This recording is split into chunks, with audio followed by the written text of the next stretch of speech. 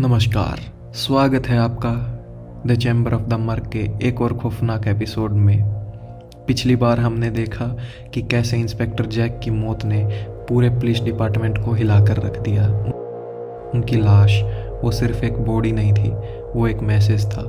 लेकिन inspector Corrigan डरने वालों में से नहीं थे। डॉसन की मौत ने उनके अंदर डर नहीं बल्कि एक ठंडी आग जला दी थी। पिछले 3 दिनों से पुलिस स्टेशन का वो कमरा जो कभी जैक का ऑफिस था, अब वो एक वॉर रूम बन चुका था। वहाँ सिर्फ सिगरेट का धुआं, काली कॉफ़ी की महक और कंप्यूटर सर्वर की आवाज़ थी। दीवार पर लगा वो बड़ा सा सफ़ेद बोर्ड अब लाल रंग के मार्कर्स और तस्वीरों से भरा हुआ था। कोरिगन अपने दुश्मन को समझने की कोशिश कर रहे थे। वो किसी क्रिमिनल को नहीं ढूंढ रहे थे, वो एक मॉन्स्टर के टुकड़ों को जोड़ रहे थे। तभी रेयान वेस्ट, जो कंप्यूटर्स का जादूगर था, उसने अपनी कुर्सी घुमाई। उसकी आंखें थकी हुई थी पर उनमें चमक थी।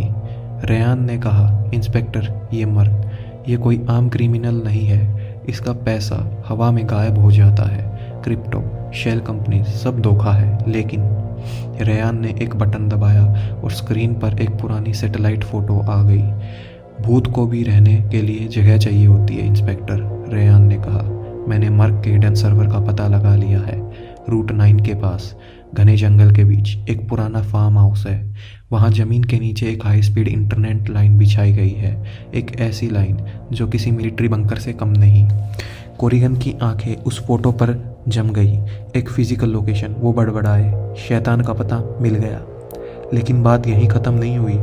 ओलिविया, जो रिकॉर्ड्स चेक कर रही थी, उसने एक और पैटर्न ढूंढा।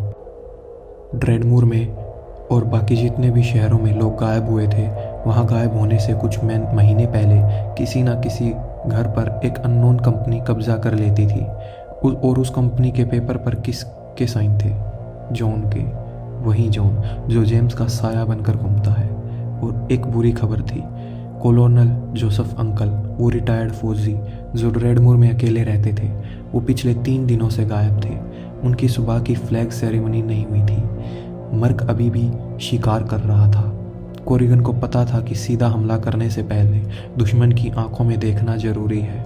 वो और उनकी पार्टनर एमी वापस ड्रेडमूर गए। माहौल बदल चुका था। वो शादी की खुशी, वो उम्मीद, सब गायब हो चुका था। अब ड्रेडमूर में सिर्फ सन्नाटा था। लोग अपने घरों में दुबके हुए थे। कोरिगन सीधा जेम्स के घर पहुंचे। जेम्स वहां बैठा था, बिल्कुल टूटा हुआ दिख रहा था। उसकी आंखों में इतना दुख था कि कोई भी पिघल जाए। वो एक परफेक्ट फियोंसे का रोल प्ले कर रहा था। जब कोरिगन ने सवाल पूछे तो जेम्स ने रोते हुए कहा, इंस्पेक्टर, मुझे बस मेरी एलिजाबेथ वापस चाहिए। मैं तो बस टूट गया हूँ। जॉन वहाँ खड़ा था, चुप, पत्थर की तरह। जब कोरिगन ने पूछा कि शादी वाले दिन वो कहाँ था, तो जॉन ने तुरंत जवाब दिया, हम शहर गए थे लाइसेंस लेने, एक परफेक्ट एलिबी। लेकिन जब कोरिगन वहाँ से निकले तो उन्होंने एमी से कहा, ये आदमी एक्टर नहीं है एमी, ये एक कलाकार है और हम इसके ऑडियंस हैं। तभी फ़ोन बजा। ओलिविया थी। उसने उठाया। उसने बताया कि उस फार्म हाउस के नीचे ज़मीन की गहराई में एक पुरानी लोहे की खान है। हजारों टनल।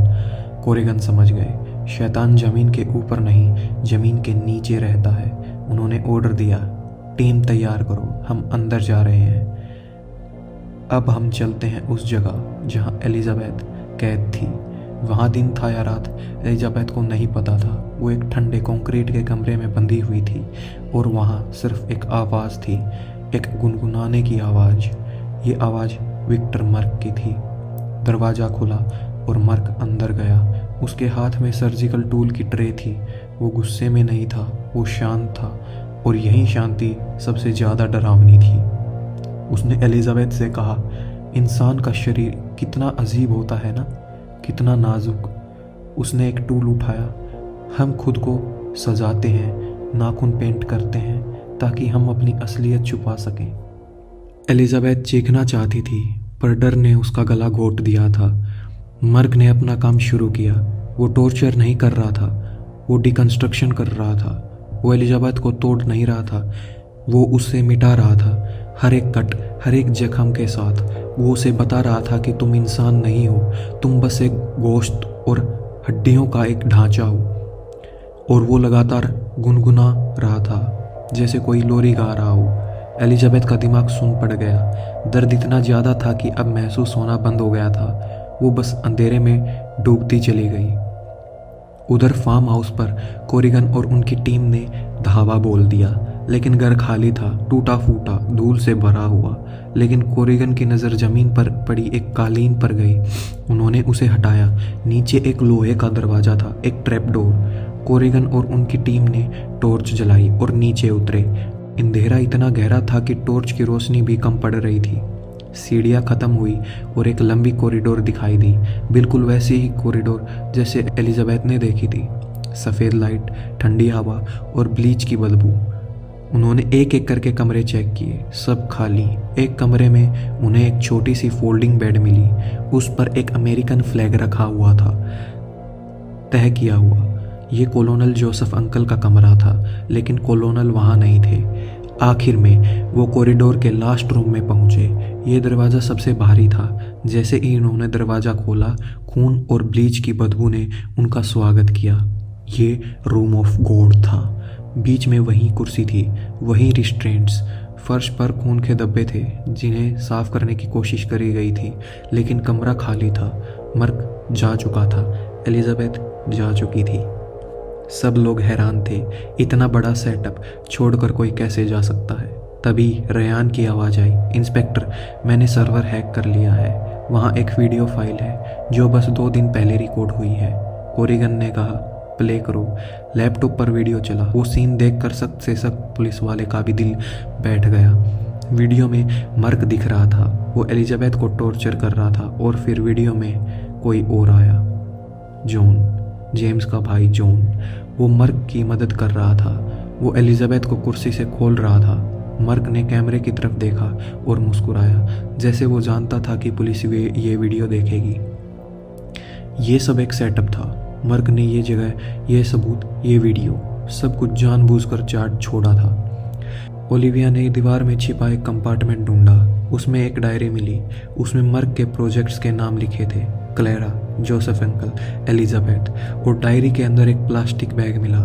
उसमें एक इंसान की उंगली थी, एक टैग के साथ, आइडन, प्रैंकस्टर। इंस्पेक्टर कोरिगन का खून खोल उठा। उन्हें समझ आ गया था, मर्क भाग नहीं रहा था, वो खेल रहा था। उसने पुलिस को वहाँ बुलाया ताकि वो दिखा सके कि वो क्या कर सकता है। उसने जॉन का चेहरा वीडियो में दिखाया, लेकिन एलिजाबेथ को गायब कर दिया।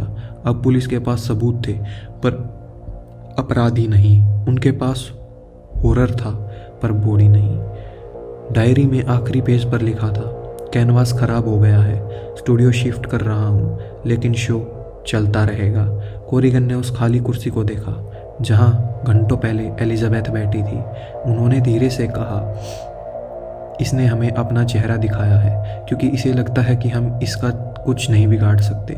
वो हमें अगली चाल चलने का चैलेंज दे रहा है। दोस्तों, शैतान का घर मिल गया, पर शैतान निकल गया। एलिजाबेथ अभी भी जिंदा है या नहीं, कोई नहीं जानता। लेकिन एक बात तय है, जंग अभी शुरू हुई है। क्या इंस्पेक्टर कोरिगन इस आर्टिस्ट को पकड़ पाएंगे, या मर्क का अगला मास्टरपीस कोई और होगा?